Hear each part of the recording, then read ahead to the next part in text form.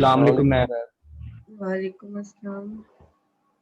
वालेकुम अस्सलाम। क्या हाल है? ठीक है। अल्हम्दुलिल्लाह अल्लाह पाक मैम, का आप शुक्र है बताएं। मैम।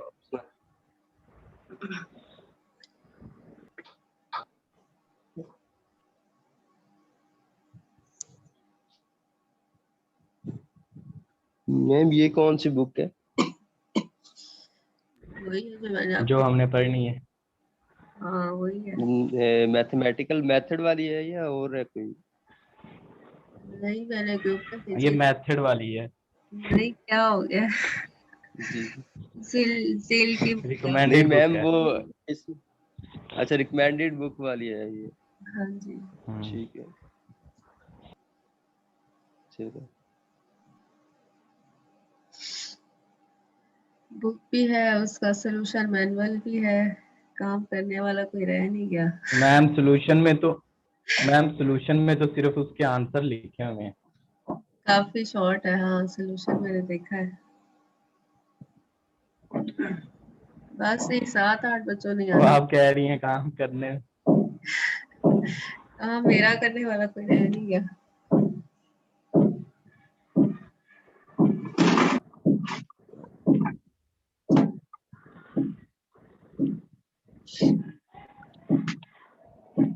कर ले शुरू। जी मैम। कर दे मैम, आ रहे हैं वैसे, आहिस्ता आहिस्ता आएंगे, थोड़ा सा लेट कर देंगे।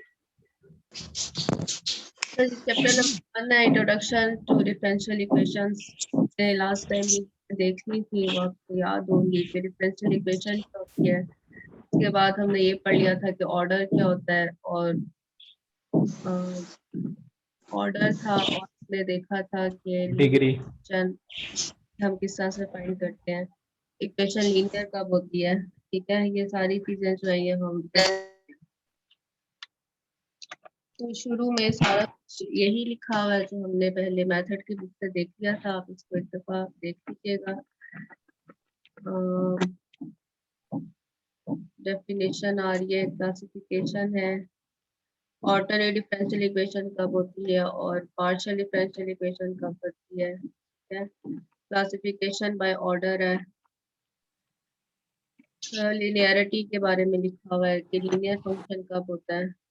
तो ये सारी वही चीजें हैं जो हम पहले पढ़ चुके हैं।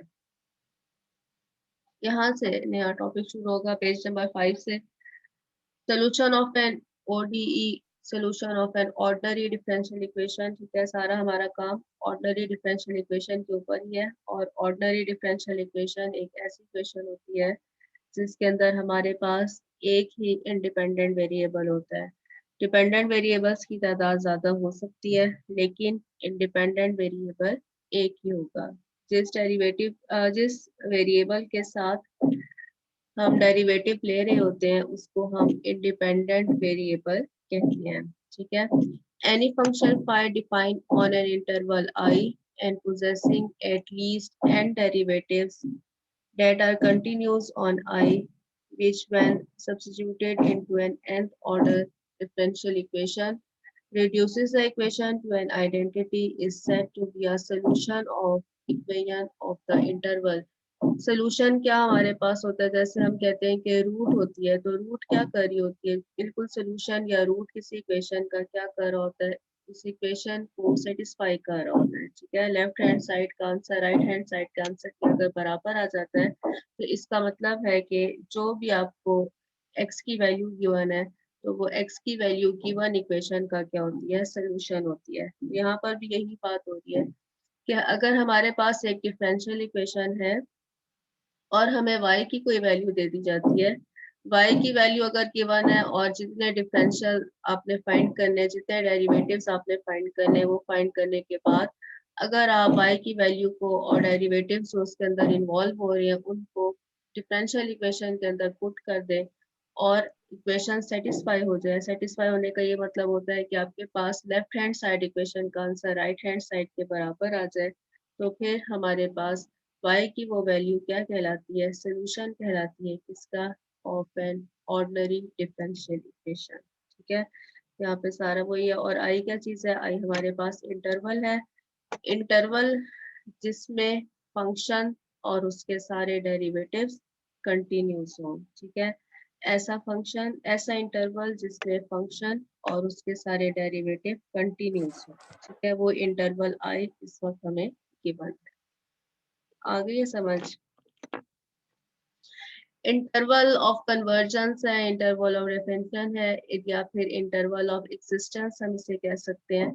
एक ऐसा इंटरवल जिसपे फंक्शन और उसके सारे डेरिवेटिव्स कंटिन्यूस हो। ठीक है, उस इंटरवल को हम इंटरवल ऑफ डेफिनेशन या फिर इंटरवल ऑफ एक्सिस्टेंस या फिर इंटरवल ऑफ कन्वर्जेंस कह सकते हैं। ठीक है, या domain of the solution. Function और उसके सारे डेरिवेटिव्स अगर किसी इंटरवल में कंटिन्यूस हो, ऐसा इंटरवल इंटरवल ऑफ डेफिनेशन या फिर इंटरवल ऑफ एक्सिस्टेंस कहलाएगा। ये हो गई बात। इसके बाद एग्जांपल आ रही है। वैसे ये मैं आपको बताऊं, फॉरेन ऑथर की कोई बुक पहले पढ़ी हुई है? पढ़ी होगी, पढ़ी हुई है। कुछ कुछ कौन सी बुक पढ़ी है? हाँ, यस ग्राफ थ्योरी की मैम पढ़ी थी और ग्राफ थ्योरी की पढ़ी है। और बस उसी की पढ़ी थी। ग्राफ थ्योरी तो ऐसी 2 क्रेडिट आर का था ना, 2 क्रेडिट का ही था ना वो। जी मैम, अच्छा जी, उसको पढ़ने का बिल्कुल 2 एक क्रेडिट और का था। मेथड होता है कि आपने एग्जांपल्स को बहुत अच्छे से कर लेना है। ठीक है, उसकी एक्सरसाइजेस काफी ज्यादा होती हैं। अभी खैर इसमें इतनी ज्यादा नहीं है। एग्जांपल्स को बहुत अच्छी तरह से कर लें, उसी से मिलते जुलते क्वेश्चन है। अब हर चीज तो जरूरी नहीं होता कि पेपर में जो चीज आ रही है वो सारी की सारी हमने पहले से पढ़ ली हुई हो, लेकिन हमें एग्जांपल आनी चाहिए, हमें उसको सॉल्व करने का मेथड आना चाहिए। ठीक है, ये चीजें अगर हमें आती हो तो फिर हम वो सवाल कर लेते हैं। अच्छा जी, तो मैम ये काम हम मेथड की बुक से भी तो कर सकते हैं, एग्जाम्पल ही सीखनी है ना, मतलब मेथड मेथड ही। वो बहुत ज्यादा शॉर्ट है। हमने इसमें बहुत कुछ चीजें ऐसी हैं, जैसे हमने इसमें सिंगुलर पॉइंट फाइंड करने हैं, ये सारी चीजें मेथड की बुक से आपको नहीं मिलेंगी। Verify that the indicated function is a solution of the given differential equation of the interval on the interval minus infinity to infinity। ठीक है, एक इंटरवल हमें गिवन है और हमें क्या गिवन है कि ये जो y की वैल्यू है, y की इस वैल्यू को हमने क्या करना है, प्रूफ कराना है कि ये गिवन डिफरेंशियल इक्वेशन का सोल्यूशन है। ठीक है, y की ये वैल्यू गिवन डिफरेंशियल इक्वेशन का सोल्यूशन है। इंटरवल हमें गिवन है, इंटरवल हमारे पास सारे रियल नंबर्स हैं इस वक्त। क्या करेंगे, बहुत आसान काम है। y का डेरिवेटिव, कौन सा डेरिवेटिव फाइंड करना है? First order derivative, dy by dx just हमने फाइंड करना है। y का डेरिवेटिव हमने फाइंड किया। ठीक है, डेरिवेटिव आपको फाइंड करने आते हैं। y का डेरिवेटिव फाइंड किया, डेरिवेटिव का आंसर अगर यही आ गया है x y की पावर 1/2, ठीक है, तो इसका मतलब है कि ये जो y की वैल्यू है ये गिवन डिफरेंशियल इक्वेशन का सॉल्यूशन है। ठीक है, जस्ट आपने डेरिवेटिव फाइंड करना है। डेरिवेटिव फाइंड करने के बाद उसको इस इक्वेशन के अंदर पुट कर दें। अगर हमारे पास इक्वेशन सेटिस्फाई हो जाती है तो इसका क्या मतलब है? इसका मतलब ये है कि हमारे पास y की ये जो वैल्यू है ये गिवन डिफरेंशियल इक्वेशन का सॉल्यूशन है। इसी तरह से y की दूसरी वैल्यू गिवन है, y is equal to x e power x। अब आप जानते हैं कि इसका डेरिवेटिव फाइंड करने के लिए आपको प्रोडक्ट रूल लगाना होगा। प्रोडक्ट रूल लगाकर आपने डेरिवेटिव फाइंड किया। पहला डेरिवेटिव चाहिए, y डैश चाहिए और y डबल डैश चाहिए। दोनों डेरिवेटिव्स फाइंड किए। ठीक है, दोनों डेरिवेटिव्स फाइंड करने के बाद आपने क्या करना है, इस इक्वेशन के अंदर, ठीक है, डिफरेंशियल इक्वेशन के अंदर y डैश और y डबल डैश की वैल्यूज को पुट कर देना है। और अगर लेफ्ट हैंड साइड का आंसर राइट हैंड साइड के आंसर के बराबर आ जाता है तो इसका मतलब है कि y is equal to x e power x क्या चीज है, गिवन डिफरेंशियल इक्वेशन का सॉल्यूशन है। क्लियर है बात? बहुत आसान काम है।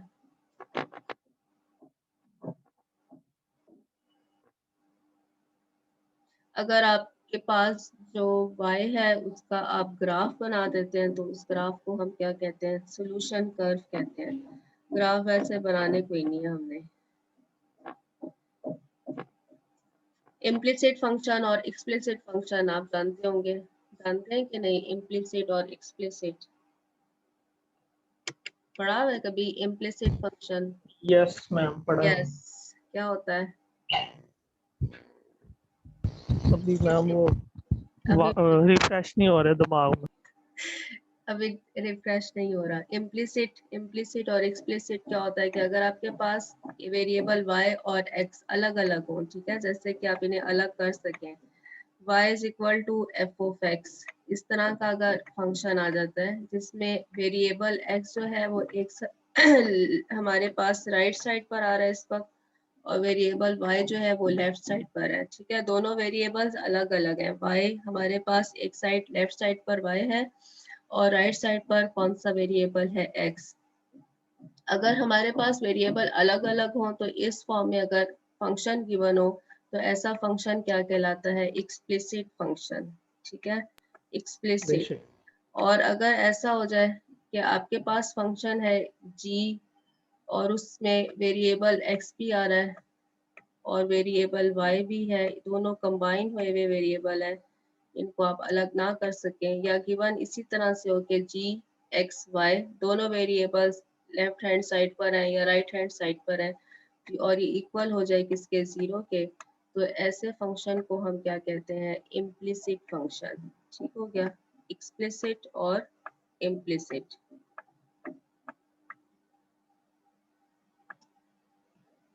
A relation g x y 0, ठीक है, कैसा रिलेशन है, इम्प्लिसिट है। A relation g x y 0 दोनों वेरिएबल हमारे पास इकट्ठे हैं, is said to be an implicit solution of an ordinary differential equation on an interval I, provided that there exists at least one function phi such that phi satisfy the relation as well as differential equation on I। हमारे पास एक implicit function होगा, काम वही है सारा, just आपने नाम देखना है कि क्या ये इम्प्लिसिट है या एक्सप्लिसिट है, ठीक है। फंक्शन हम पहले देख चुके हैं कि अगर आपको y या phi, इस वक्त phi हमें गिवन है, y अगर एक फंक्शन गिवन है, आपने देखना है कि इसके डेरिवेटिव क्या एग्जिस्ट करते हैं, डेरिवेटिव अगर एग्जिस्ट करते हैं और अगर आप उन्हें ऑर्डिनरी डिफरेंशियल इक्वेशन जो आपको गिवन है उसके अंदर पुट कर दें और अगर वो उस सोल्यूशन को, उस ऑर्डिनरी डिफरेंशियल इक्वेशन को सेटिस्फाई कर दे, तो फिर ऐसा फंक्शन हमारे पास इस वक्त implicit solution of an ordinary differential equation कहलाएगा। ठीक हो गया, मैम सवाल? एक दफा रिपीट कर दें। रिपीट क्या करना है, सिर्फ वही वाली बात है जो अभी हमने पढ़ी है, आपने जस्ट मैम ये, अभी हमने पढ़ी नहीं है ना, असल में हम डिस्कनेक्ट हो गए थे। अच्छा, हमने सिर्फ ये देखना है, सिर्फ ये देखना है कि फंक्शन हमारे पास इम्प्लिसिट है या एक्सप्लिसिट है, ठीक है। सिर्फ y की वैल्यू जो आपको गिवन होगी आपने उसको चेक करना है कि क्या ये इम्प्लिसिट है या एक्सप्लिसिट है। एक्सप्लिसिट फंक्शन कौन सा होता है, जिसमें आप वेरिएबल अलग अलग करके लिख सकें, जैसे कि y is equal to f of x, x variable left side पर है या राइट साइड पर है और y का वेरिएबल जो है वो राइट साइड पर अगर हम ले लेते हैं, तो ऐसा फंक्शन हमारे पास कैसा कहलाता है, एक्सप्लिसिट। और इम्प्लिसिट फंक्शन कौन सा होता है, जिसमें ये फॉर्म उसकी गिवन है g x y equals to 0, ठीक है, मतलब कि हमारे पास x भी है, हमारे पास y भी है, ठीक है, और दोनों कंबाइन हुए हुए हैं, लेफ्ट साइड पर है या राइट साइड पर है, तो ऐसा फंक्शन हमारे पास इम्प्लिसिट कहलाता है। आपने फंक्शन को जस्ट आइडेंटिफाई करना है कि क्या हमारे पास एक्सप्लिसिट है या इम्प्लिसिट है। काम वही आगे कि y की इस वैल्यू को आपने क्या करने होंगे, डेरिवेटिव लेने होंगे, डेरिवेटिव लेने के बाद आपने उनको गिवन डिफरेंशियल इक्वेशन के अंदर पुट कर देना है और फिर आपने देखना है कि क्या इक्वेशन सेटिस्फाई हो जाती है या नहीं होती है। अगर सेटिस्फाई हो जाती है तो इसका मतलब है कि हमारे पास सोल्यूशन, ये सोल्यूशन है, y की वैल्यू सोल्यूशन है डिफरेंशियल इक्वेशन की, और अगर इक्वेशन सेटिस्फाई नहीं होती तो इसका मतलब है कि सोल्यूशन नहीं है। इधर से देखते हैं जी, एग्जांपल देखते हैं। The relation x square plus y square is equal to 25 implicit form में है, ठीक है, x और y दोनों इकट्ठे हुए हैं। x square plus y square is equal to 25 is an implicit solution of the differential equation. Differential equation कौन सी है? dy by dx is equal to minus x over y. आपने क्या करना है? आपने इसका डेरिवेटिव लेना है, ठीक है। इस ये जो इक्वेशन आपको गिवन है, एक इस फॉर्म में इक्वेशन गिवन होगी जिसके अंदर डेरिवेटिव नहीं है, एक इक्वेशन हमारे पास डिफरेंशियल इक्वेशन होगी, ठीक है, जिसके अंदर डेरिवेटिव है, वो डिफरेंशियल इक्वेशन है। आपने इस वाली इक्वेशन का डेरिवेटिव लिया, ठीक है, डेरिवेटिव लिया तो हमारे पास क्या आ गया? 2x plus 2y dy by dx equals to 0। यहाँ से हमारे पास ये वाली इक्वेशन आ जाएगी, ठीक है। 2 आप कॉमन लें, x को दूसरी तरफ शिफ्ट करें तो जो इक्वेशन आएगी वो कौन सी आएगी? dy by dx is equal to minus x over y, ठीक है। ये हमारे पास एक इम्प्लिसिट इक्वेशन है। इस इक्वेशन का जब हमने डेरिवेटिव लिया तो जो गिवन डिफरेंशियल इक्वेशन थी वही हमारे पास वापस आ गई है, ठीक है। दिस इम्प्लाइज दैट क्या हमारे पास आ गया कि x square plus y square is equal to 25 क्या चीज़ है? Is an implicit solution of the given differential equation, ठीक।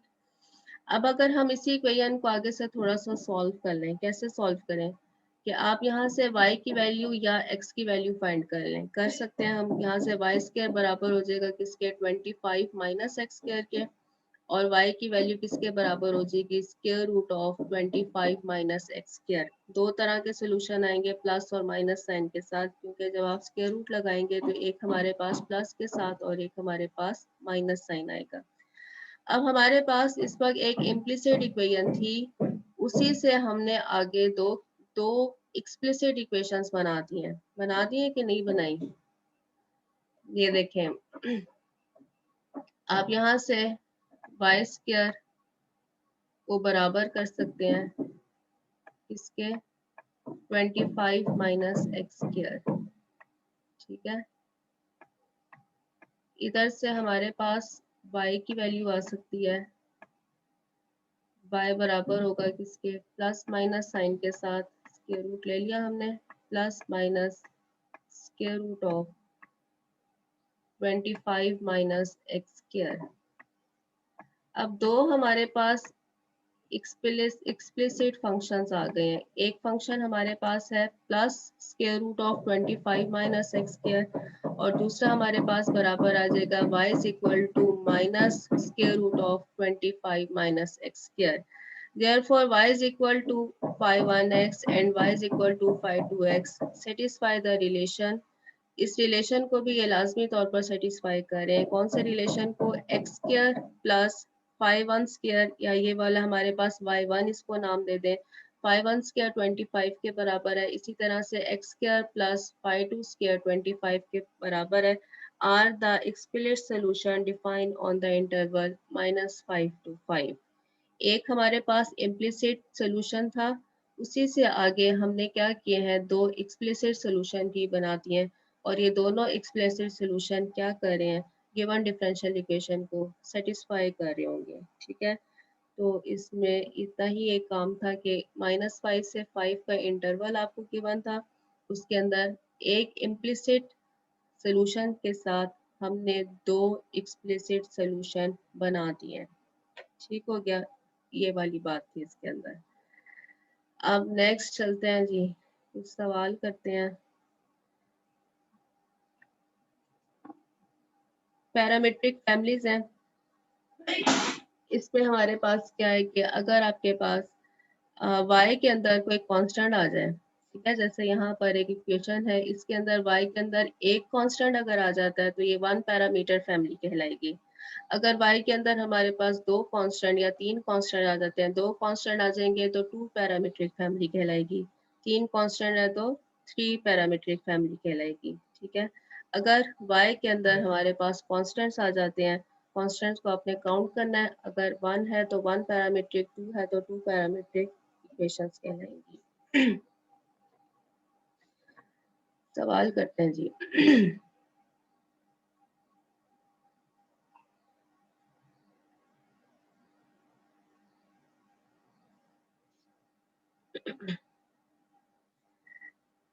एक्सरसाइज 1.1 सोल्यूशन मैनुअल आपके सामने है, ठीक है। In problem 1 to 8 state the order बस मैम हो गए फिर सारे of सवाल। the given ordinary differential equation. Determine whether the equation is linear or non-linear by matching it with equation number 6. आपने बताना है ऑर्डर कितना है, ये काम हम वैसे पहले कर चुके हैं। डिफरेंशियल इक्वेशन का ऑर्डर बताना है और आपने ये भी बताना है कि क्या इक्वेशन लीनियर है या फिर नॉन लीनियर है, ठीक है। लीनियरिटी चेक करते हैं किसके साथ, वेरिएबल y के साथ। y की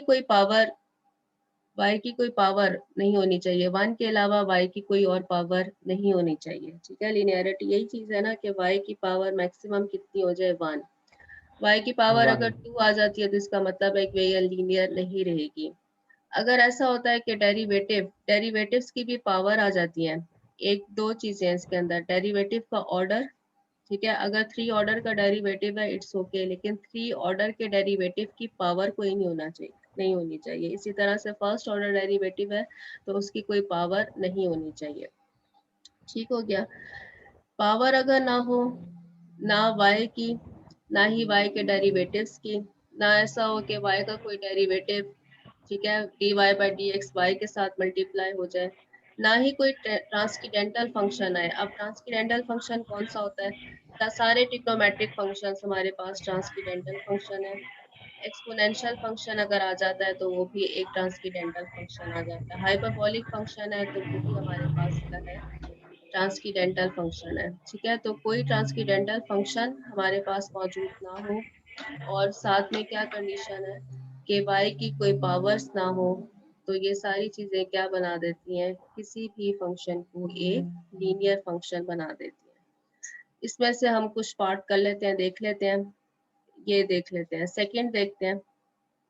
सेकंड में हमने y को चेक करना है, ठीक है। x की पावर्स हो सकती हैं, x के अंदर cos आ सकता है, cos x अगर आ गया है तो उससे कुछ नहीं फर्क पड़ेगा। आपने y को चेक करना है, ठीक है, जो डिपेंडेंट वेरिएबल है।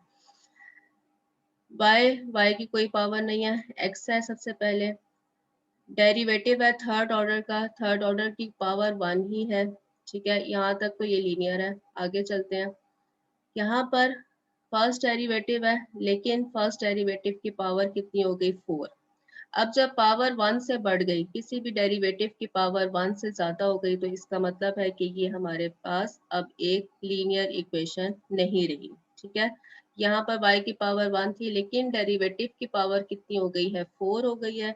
therefore it is not a linear equation. What is the order? Order कितना है डिफरेंशियल इक्वेशन, 3। 3 मैम। जितना हमारे पास हाईएस्ट ऑर्डर डेरिवेटिव है वही उसका ऑर्डर है। Order is 3 and what is the degree, 4 ma'am.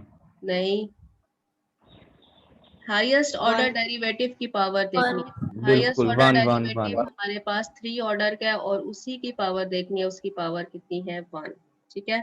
तो ये हमारे पास एक 3 ऑर्डर डिफरेंशियल इक्वेशन है जिसकी डिग्री हमारे पास 1 है and it is non linear. Non linear का आपको पता चल गया। डेरिवेटिव है थर्ड ऑर्डर का, उसकी पावर 1 है, ठीक है। जितने मर्जी ऑर्डर का डेरिवेटिव हो जाए उससे फर्क नहीं पड़ेगा, उसकी पावर 1 ही होनी चाहिए। अगर पावर 1 है तो ठीक है, लीनियर होगी। लेकिन अगर हमारे पास डेरिवेटिव की कोई पावर आ जाती है, जैसे ये dy by d x first order derivative है और उसकी पावर 4 आ गई है, तो इसका मतलब है कि ये हमारे पास लीनियर इक्वेशन नहीं है। नेक्स्ट चलते हैं, कोई और कर लेते हैं।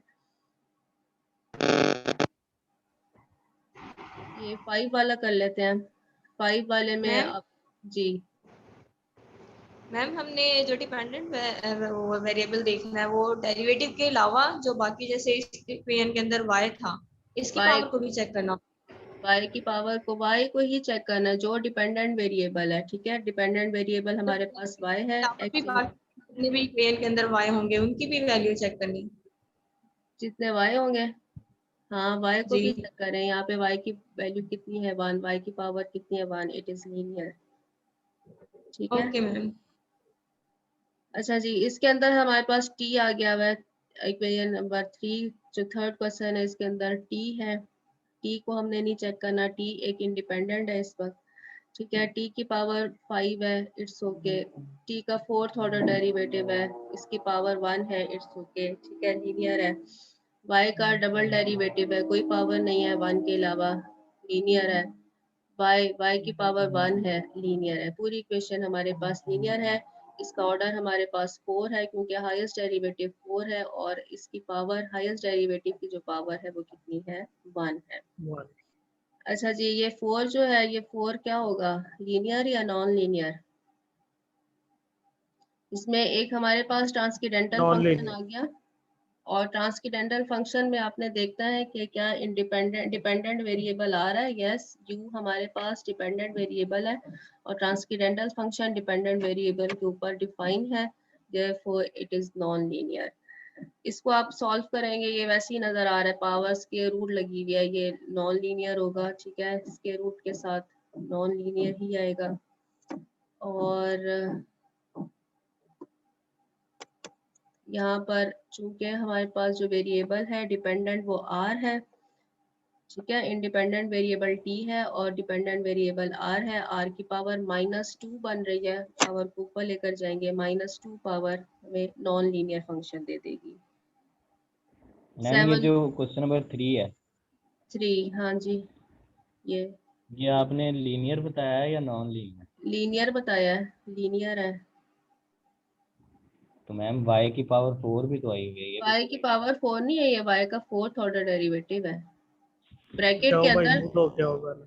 ब्रैकेट के अंदर जब लिखा हो ना, ये देखें y की पावर 4 नहीं है, ये ब्रैकेट के साथ लिखी हुई है। ये आपको फर्क पता होना चाहिए। क्या फर्क है कि y की पावर 4 का मतलब है कि आपने जो जैसे पावर लिया आपने, ठीक है, y को 4 दफा मल्टीप्लाई कर दिया। अगर इस तरह हो कि y है यस मैम। और यहाँ पर ब्रैकेट के अंदर 4 लिखा हुआ है, तो इसका मतलब है कि ये फोर्थ ऑर्डर डेरिवेटिव है। ठीक है, ये y की पावर ओके मैम। 4 है और ब्रैकेट के साथ फोर्थ ऑर्डर डेरिवेटिव है। इस चीज को आपने देखना है। अच्छा जी, नेक्स्ट हमारे पास cos sine theta cos theta है। हमने थीटा को नहीं देखना, थीटा ट्रांसकेंडेंटल फंक्शन इस वक्त थीटा के साथ है। हमने y की पावर्स देखनी है। y के अंदर y का 3 ऑर्डर डेरिवेटिव है, y का फर्स्ट ऑर्डर डेरिवेटिव है और इनकी पावर्स 1 है, देयरफॉर इट इज लीनियर। ठीक हो गया। अब ये डॉट लगा हुआ है, इसका क्या मतलब है? मैम नोटेशन, y की पावर n। ये देखें, ये x के ऊपर डॉट लगा हुआ है सवाल नंबर 8 में, और डबल डॉट लगा हुआ है, इसका क्या मतलब होता है? इसका मतलब डेरिवेटिव है मैम। इसका मतलब भी डेरिवेटिव होता डेरिवेटिव है। अब देखें यहाँ पर x का डबल डेरिवेटिव है। यहाँ पर फर्स्ट डेरिवेटिव की पावर कितनी आ गई, 2। जब पावर 2 आ गई तो इसका मतलब है कि ये लीनियर नहीं रहेगा। ठीक है, डेरिवेटिव की पावर 2, इसके साथ अगेन ये डेरिवेटिव मल्टीप्लाई हो रहा है, तो ये लीनियर नहीं रहेगा। हमें इस वक्त जो इंडिपेंडेंट वेरिएबल है वो नजर नहीं आ रहा कि कौन सा है, कोई सा भी हो सकता है। जस्ट इसके ऊपर क्या लगे हुए हैं, डॉट लगे हुए हैं, और डॉट रिप्रेजेंट कर रहे होते हैं किस चीज को, डेरिवेटिव को। नेक्स्ट सवाल करते हैं।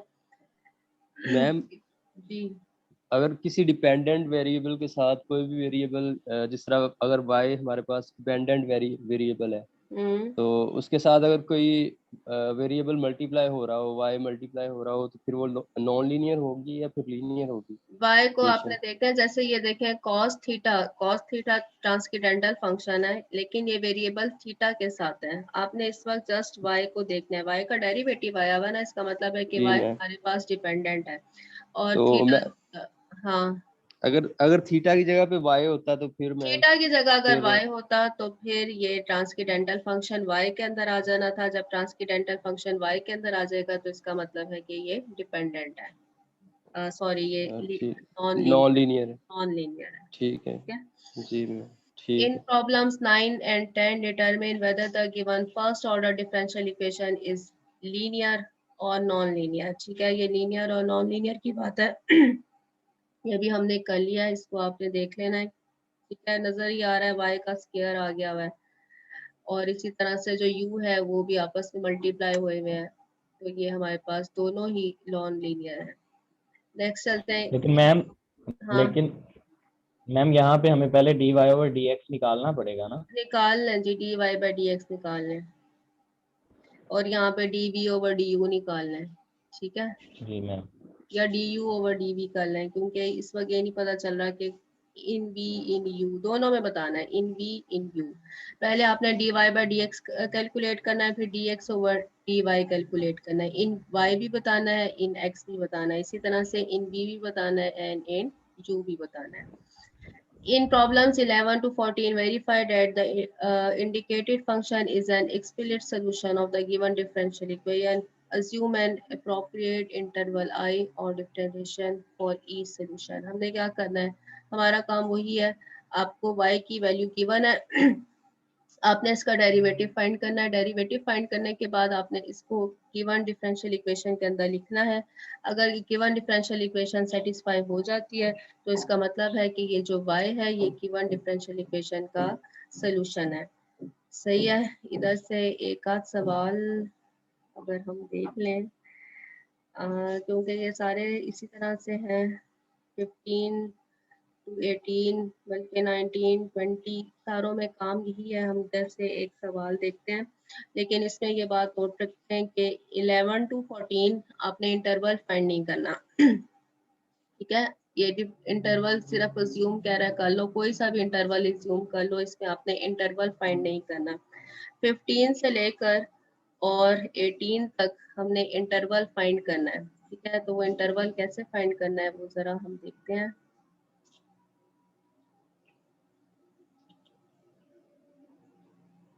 काम ज़्यादा मुश्किल नहीं है, ये मैं आपको बता दूं। डिफरेंशियल इक्वेशंस एक आसान टॉपिक है, थोड़ा बहुत इसमें चीज़ें हैं लेकिन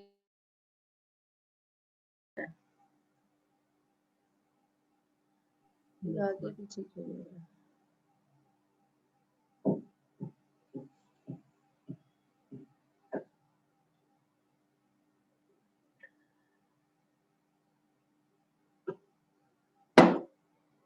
आपके वहाँ पे तो अंधेरा हुआ है। हाँ जी,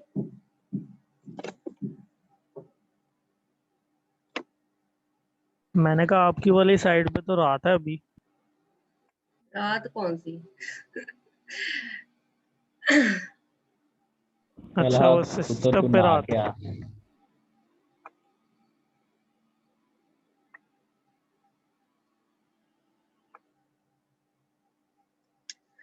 अच्छा जी, ये देखते हैं। आज छोटे छोटे दोबारा बोलना जरा। क्या कह रहे हो? कुछ नहीं मैम, वैसे मजाक कर रहे थे। y डैश हमें गिवन है 25 प्लस वाई स्क्वायर और y की वैल्यू गिवन है 5 टेंजेंट 5x, ठीक है। y डैश और y गिवन है। एक तो आपने प्रूव करना है कि ये जो y है ये गिवन डिफरेंशियल इक्वेशन का सॉल्यूशन है, और दूसरी चीज जो हमने फाइंड करनी है वो इंटरवल फाइंड करना है जिसके अंदर ये y और y के जो डेरिवेटिव्स हैं वो सारे कंटिन्यूज हो, ठीक है। y गिवन है 5 tangent 5x, y dash find कर लिया तो वो किसके बराबर हो गया 25 सेकंड स्क्वायर 5x, ठीक है। अब हमने क्या किया, इसको y की वैल्यू को और y डैश की वैल्यू को इक्वेशन नंबर 1 में पुट कर दिया। इक्वेशन नंबर 1 में पुट किया तो क्या हुआ कि लेफ्ट हैंड साइड का आंसर राइट हैंड साइड के आंसर के बराबर आ गया। Therefore, y is equal to 5 tangent 5x is the explicit solution of the given differential equation. अब हमने क्या करना है, इंटरवल फाइंड करना है, ठीक है। इंटरवल कैसे फाइंड करेंगे, आपने जैसे डोमेन फाइंड करते हैं, डोमेन ऑफ द फंक्शन, बिल्कुल इसी तरह से इंटरवल फाइंड करना है, ठीक है। ऐसा इंटरवल जिसमें y और y के सारे डेरिवेटिव्स कंटिन्यूज हो, कम से कम एक ऐसा इंटरवल जरूर फाइंड करना है। कैसे फाइंड करेंगे, हम जानते हैं कि y टेंजेंट x के बराबर है। y टेंजेंट x का पीरियड कितना होता है, period of tangent x pi ma'am. Pi, ठीक है। y is equal to tangent x, tangent x कहाँ कहाँ अनडिफाइन होता है, जहां पर cos 0 के बराबर हो जाए, ठीक है। टेंजेंट को आप लिख सकते हैं ना sin x over cos x।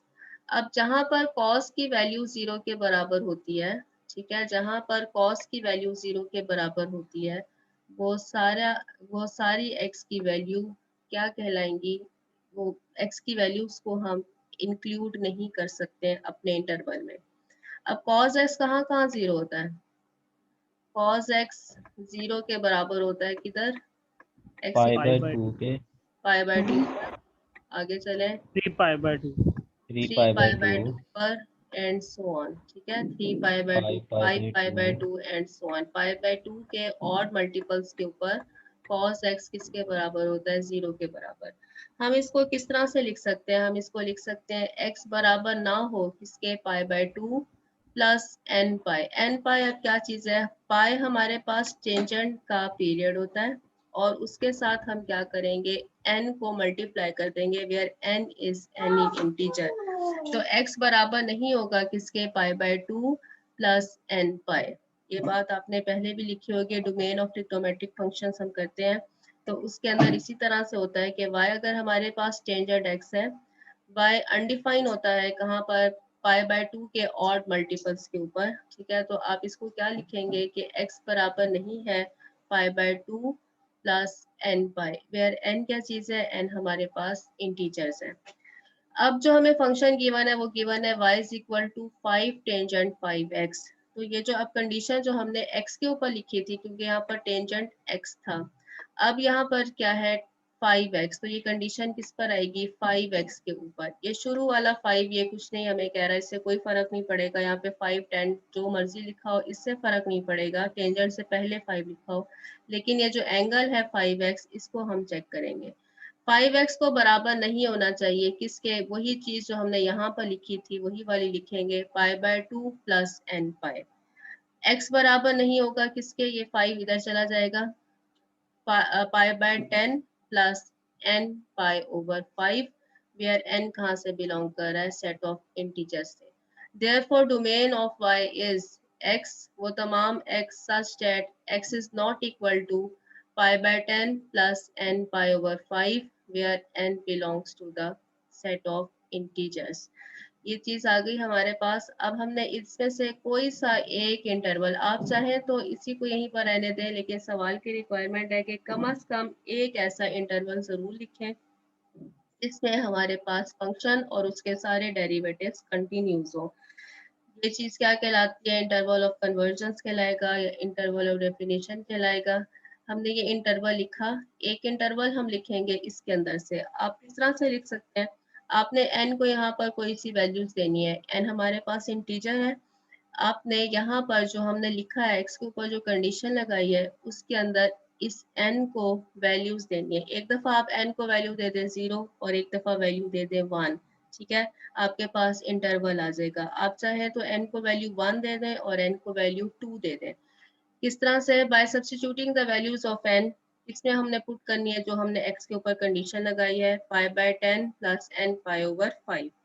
n को वैल्यू दी 0 वैल्यू देने से हमारे पास क्या इसका आंसर आएगा, पाई by 10।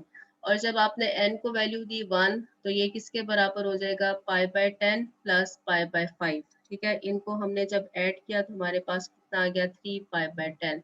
Therefore one interval is pi by 10 to 3 pi by 10। इसी तरह से अगर आप n को वैल्यू -1 और 0 देते हैं, कोई से दो कंसेक्टिव इंटीजर्स आपने दे देने, क्योंकि n जो है वो सेट ऑफ इंटीजर से बिलोंग कर रहा है, -1 और 0 भी दे सकते हैं। इससे हमारे पास जो इंटरवल आएगा वो कौन सा आएगा, -पाई by 10 and pi by 10। Therefore these are the interval of convergence।